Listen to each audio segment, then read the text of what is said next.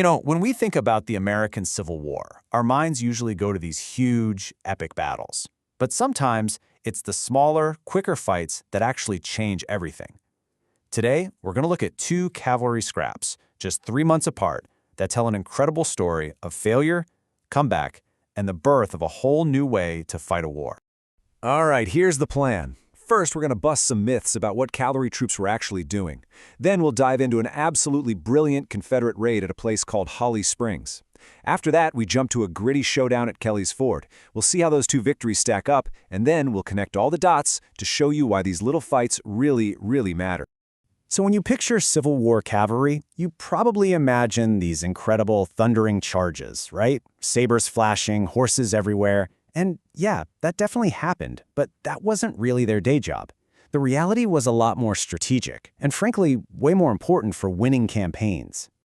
So what were they actually doing out there? Well, think of them as the Army's eyes and ears. They were out there scouting, figuring out where the enemy was, and protecting their own army from surprise attacks. But the big one, the most devastating tactic, was raiding deep behind enemy lines to cause absolute chaos. And that's where our story really kicks off. So in late 1862, you've got this huge gap in, well, reputation. On one side, you have the Confederate cavalry. I mean, these guys were rock stars. People saw them as these dashing, fearless riders who just couldn't be beaten. Then you've got the Union guys. They had better gear, better horses, but they just couldn't get it together. They lacked confidence and were constantly getting outmaneuvered. Which brings us perfectly to our first story, the Holly Springs heist. And listen, this wasn't just any raid.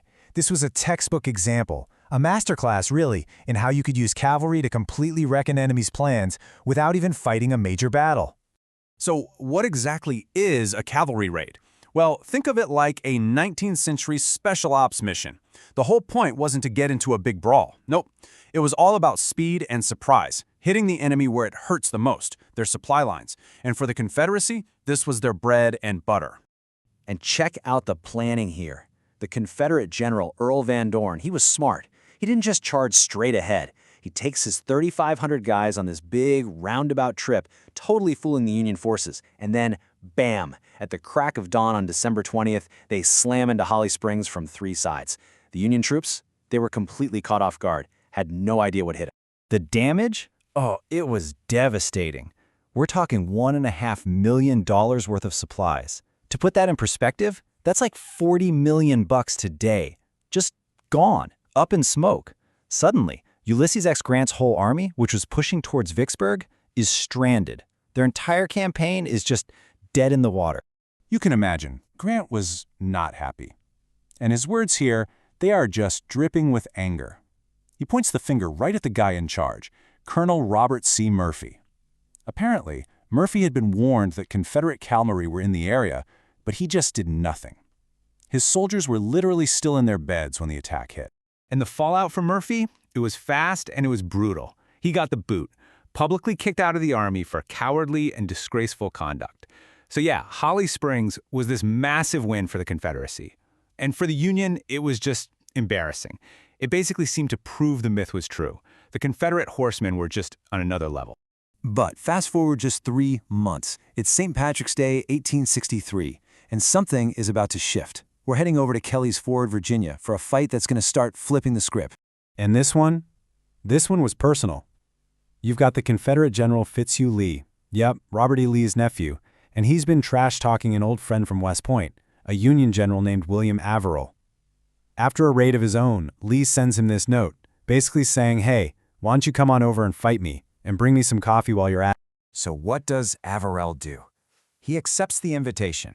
He takes his men across the Rappahannock River to go find Lee. And look at the numbers here. He brings a lot more guys, more than a 2-to-1 advantage.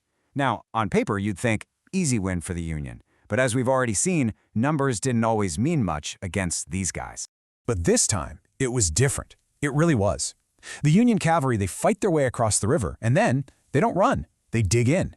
They use stone walls for cover and fight back with everything they have. And then you get this incredible moment. A Confederate cavalry unit runs from a Union charge. That was unheard of. It just didn't happen. On top of that, the South lost one of their rising stars, Major John Pelham, which was a huge blow to their morale. So at the end of the fight, Averill pulls his men back. But before he leaves, he drops off a bag of captured coffee, along with this amazing comeback note for his buddy Fitz-Lee. Talk about the perfect reply. He'd made his point loud and clear. Okay, so we've got two fights. One, a total disaster for the Union at Holly Springs. The other, a brutal but really important moral victory at Kelly's Ford. Let's stack them up and see what the fallout was. First up, the commanders. You've got Colonel Murphy, whose career is just toast after Holly Springs. Humiliated. Done. And then you have General Averill. By showing his guys could stand and fight at Kelly's Ford, his reputation and the reputation of his whole unit just went through the roof.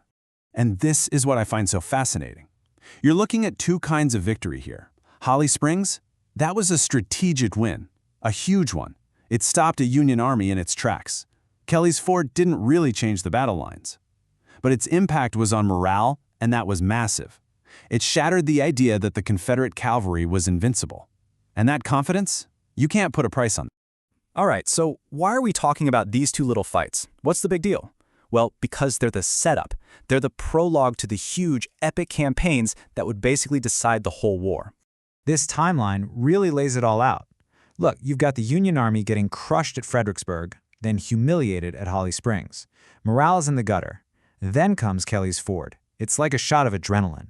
And that new confidence is exactly what they carry into the summer of '63, where they make a huge difference in the two biggest turning points of the war, Gettysburg and Vicksburg. The Union cavalry could finally go toe-to-toe with the legend. Which kind of leaves us with this question, right? Everyone knows the big names, Gettysburg, Vicksburg. But what if the real turning points, the real story, isn't in those giant clashes? What if it's in the small fights, the ones you might not have even heard of, like Kelly's Ford, the moments where one side finally starts to believe they can win?